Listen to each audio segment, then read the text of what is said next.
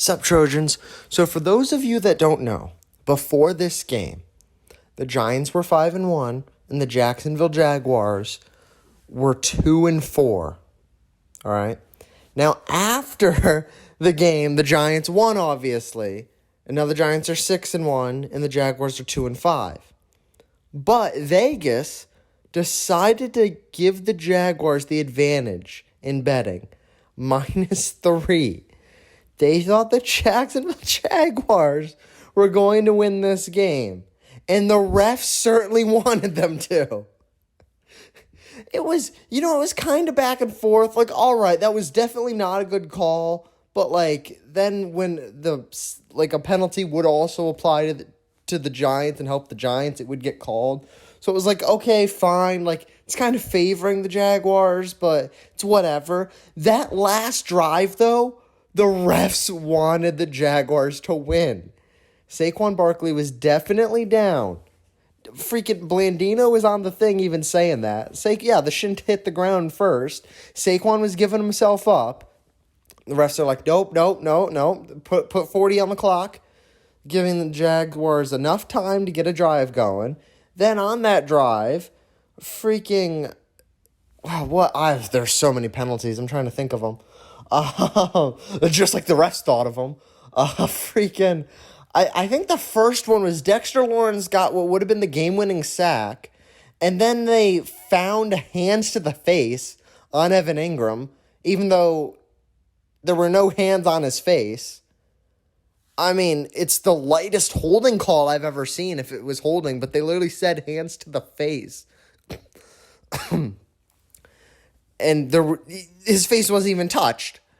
And then, then after that, I think that was like an automatic first down, but it was only 5 yards, so it wasn't the big deal aside from the downage and I think the clock stopped. And then they do a huge chunk play, but it's middle of the field. It's no big deal. It doesn't amount to anything because it was at the 40-yard line. They would have had to run freaking all those yards up the field and then attempt to spike it to even get the next play.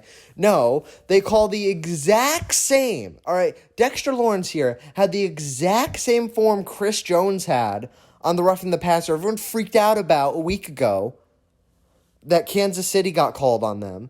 The exact same form, no helmet to helmet, perfect tackle, perfect sack. I think it was Dexter Lawrence. They might have also called it I'm pretty sure it was Dexter Lawrence. I think they called it on Williams, though. I'm not sure. Because what they did with that is the coverage was so focused on the play. The Jaguars, had the long pass, which, the Giants probably let them have because it's oh, sweet, you're going to pass it in bounds and the game's going to end. They were so focused on that play that they barely covered the penalty. And the penalty is what allowed the Jaguars a chance because the penalty stopped the clock and gave them enough yards to where they could have had an easy end zone pass. So I think it was Dexter Lawrence, had the same form as Chris Jones, not trying to do anything stupid with the weight or anything. The ball was barely thrown as contact happened, so I don't think it was a late hit. I think they were calling it because of the weight thing that they called Chris Jones on. But, what are you supposed to do? And he's trying. It's not like he's all right, big boy, coming jumping on top of you. You're trying to sack the guy. You're trying to get the win, and you freaking tackle the guy. And the refs are like, no, that's roughing the passer. It was the same exact play that Chris Jones had. Everyone freaked out about. I don't know if Giants are going to get that coverage, but same exact play, and the refs make another bad roughing the passer call. And then, I forgot about the other one. There were so many on that drive. I think it was Fabian Moreau had an interception, and they called, maybe that was the hands to the face? I don't even know, man. There were so many penalties on that freaking drive. Giants had an interception, and there was just another penalty somehow. A penalty just emerged from nowhere. It might have been another one where it was like, that might have been the one with Evan Ingram where there wasn't even hands to the face. That drive was awful. At least eventually the Giants, the freaking Trevor Lawrence was able to throw a ball that wasn't a touchdown. The Giants let the guy catch it and then just tackled him at the 1 yard line, preventing a touchdown. So the Giants got the win against all the odds. All right, now that I've spent 5 minutes, 30 seconds talking about the refs, Saquon Barkley and Daniel Jones had a great day. Yes, okay, the only run that Saquon Barkley could have won this game before that horrible officiated drive even happened. Saquon Barkley, on that second run, the first down run he had, he was pushed out of bounds just as he was getting the first down. So it's like, yeah, he should have probably slid down a yard before that, maybe not gotten the first down, try to do it on second down, whatever. He would tell you that he could have done something better. He looked like he was like, on that play. Kind of going backwards in the game here, but whatever. Yeah, so Saquon, kind of messed up there, but it wasn't a huge deal, right? Like, you're trying to get the first down, you get it, and then you immediately get pushed out of bounds. Whatever, it's the first down. It's that second run, there's no excuse. He should have gotten out of bounds on that one. He had the first down by a mile. It would have been easy for him, like 5, 6, 7 yards ago to just get on the ground right after getting the first down. Would have been the easiest thing ever. And then on the last play, I'm guessing the Giants called another outside run because that's how he got the other 2 first downs. You call that again. It looks like it kind of might work, so you try to push it, and then you're like, oh, it's not going to work. Okay, fine. Saquon immediately tries to go down, slides down. Like I said, I saw that shin hit the ground first. In any case, he's clearly given himself up there, so that's supposed to go by the second you give yourself up. So I thought they had it right the first time, and they go to review it, and instead of being like, yeah, the call on the field stands, they're like, nope, let's give Jacksonville the extra time. Whatever, Giants still won. It's definitely something for Saquon to work on. Again, on that second run is where he easily could have gotten down. But let's not let those antics distract from the fact that he did have a great second half in running, and that Daniel Jones was amazing today. Daniel Jones also had over 100 yards running. Daniel Jones had a little battle with his arch enemy, the turf. Got tripped up on that. That run could have gone way longer. That could have been a touchdown run. I think we only ended up with a field goal on that. No, that was the drive he QB snuck it in, I think. So that was nice that he was able to still get the touchdown on that one. And yeah, Daniel Jones had a great day. Obviously, that would-be interception was a bad throw, but the Giants got that roughing the passer call because you can't headbutt the quarterback. It's not a smart play to headbutt the quarterback. So that's an obvious roughing the passer when you headbutt the quarterback well after the ball's thrown. And freaking, yeah, Daniel Jones had a great game, made smart decisions all day. There was the fourth down even where, there was a couple, you can always get on a quarterback's throws, be like, it wasn't like right where the guy needed it to be, but at some point your wide receivers got to catch the ball. Daniel Jones had so many drops in the first half, like on so many different wide receivers, it's not even worth naming names. There was one on, the most notable obviously, and this pissed Jones off, you could tell on the TV, the drop on the fourth and 2 at like the 3 yard line. That would have been a first down if Johnson caught it, but couldn't quite catch that one. The defender was on him, but the defender didn't get a hand on the ball. Like, he could have grabbed that and had it. I think every single guy he threw a ball to, except for Bellinger, of course. Bellinger was 1 for 1. Unfortunately, getting your eye poked to a point where it's bleeding and you have to go to the hospital, that's just completely allowed by the refs. But Daniel Bellinger, man, that sucks. Getting your eye poked like that, that's insane. All right, like I said, I'm going back on the game. I'm trying to trail backwards here. That's insane, though. Like, what a horrible play to have happen. Like you get the. I mean, those types of plays happen. I don't think his eye was maliciously poked or anything, but getting that hand to your face like that, you'd think that would at least be discouraged in some way. But no. Just gets his eye poked to a point where it's bleeding, and I thought at first like, oh, it's just like a little eye poke, like he'll be back in a drive or two, but then eventually they showed him getting carted off, and he's apparently went to a hospital. Like, that's insane. That's a horrible eye injury. Then, I hope it's nothing too crazy, but I mean, if you get poked in the eye and it starts bleeding, I can't imagine that's minor. That seems very serious. I hope he ends up okay. Another guy that really needs to end up okay is Evan Neal. I think I saw someone saying he got his MCL sprained. So I don't know how that compares to an ACL. I think an MCL is slightly better. So he could potentially come back this season, maybe. But, I mean, we're at like mid-season, so like an 8-week injury, I mean, he might be back. If it is an 8-week injury, I have no idea how long that injury is. I mean, he might be able to come back for the postseason, maybe. I mean, anytime a guy, like when Saquon had the ACL tear in 2020, people were making somewhat jokes of like, you can be running by the time of the postseason. It's like that far out, but you're not fully recovered for over a year, so that would have been horrible if the Giants like got to the Super Bowl. Like, Saquon, get out there. And something like what happened to Odell happened to him in the Super Bowl. And the Giants end up not winning that. But, so, yeah, but, maybe good old Dougie P knew what he was doing, when he tanked it as the Eagles head coach. So, I mean, yeah, the Giants get their revenge on Doug Peterson and the refs by beating the Jaguars. And offense, came up clutch. We need some new wide receivers.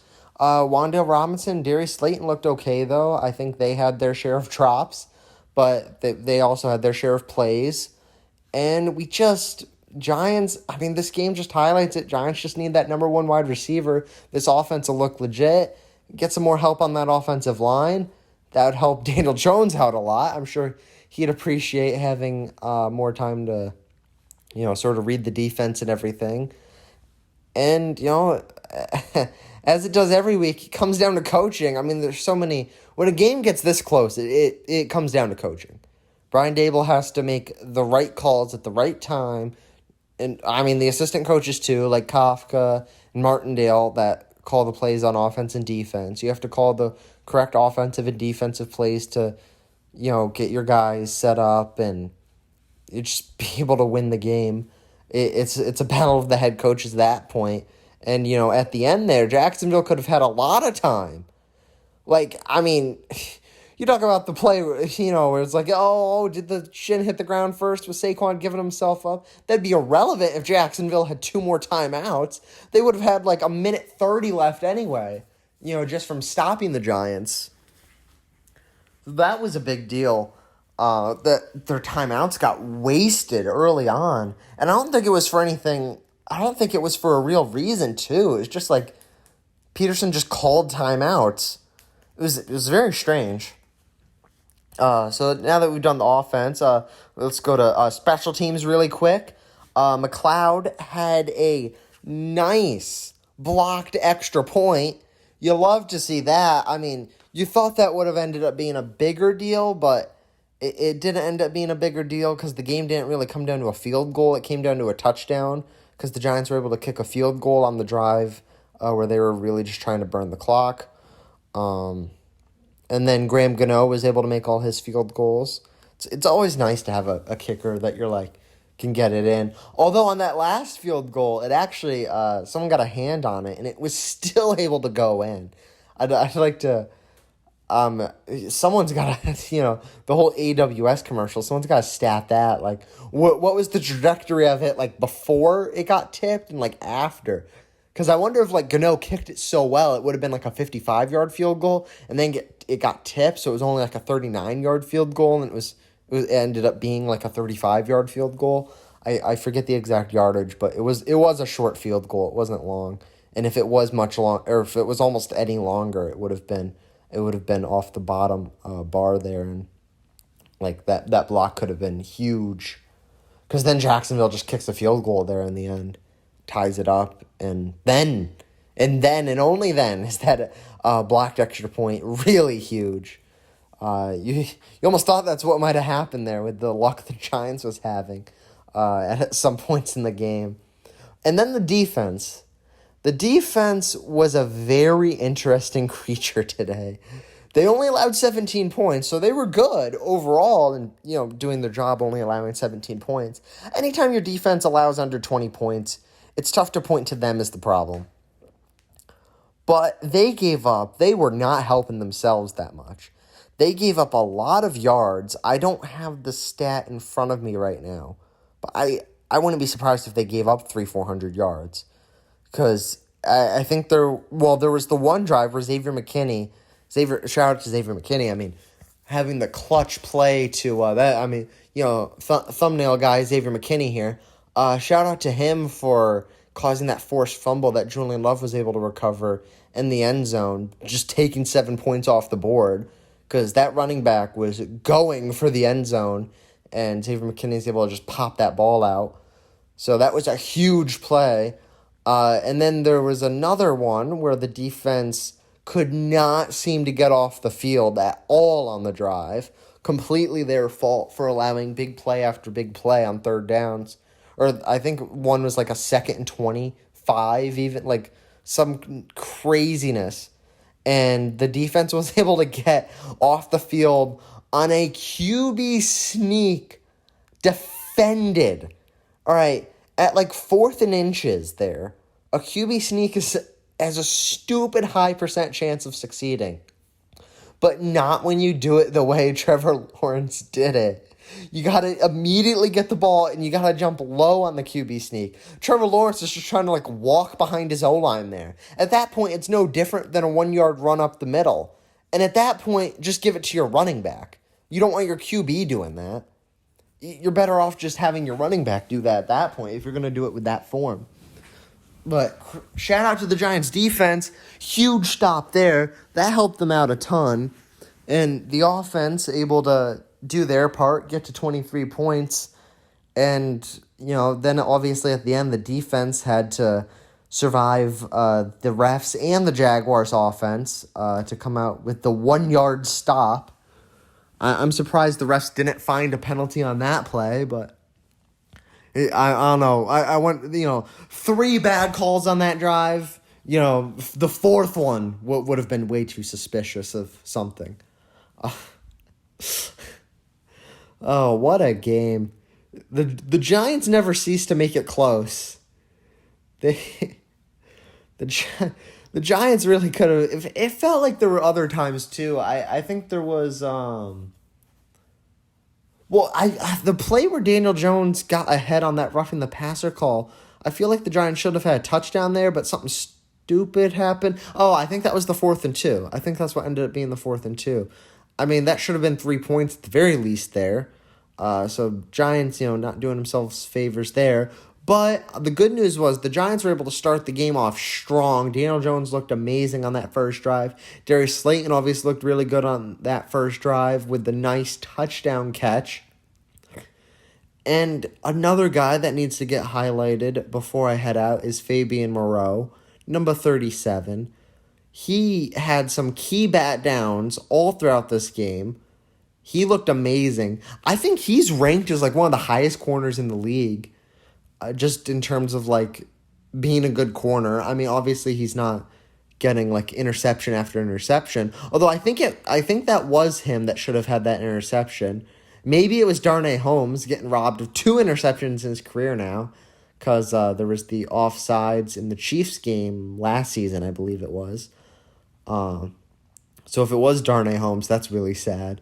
But obviously, it's still sad if it's Fabian Moreau, because that should have been an interception. Well, and Dexter Lawrence should have had the game-winning sack as well. But, a lot of should-haves going on. But the Giants still got the win. A lot to clean up, obviously. Want to highlight Fabian Moreau. Dory Jackson had some key bat downs as well, but Moreau is more of the unlikely guy. Dory Jackson is just fitting his role extremely well as the corner one, earning every penny of his contract. Hopefully, I know it was Logan Ryan that brought him here, but hopefully, the Giants' winning ways are enough to keep a guy like that around for, the same amount of money. Maybe a tad more.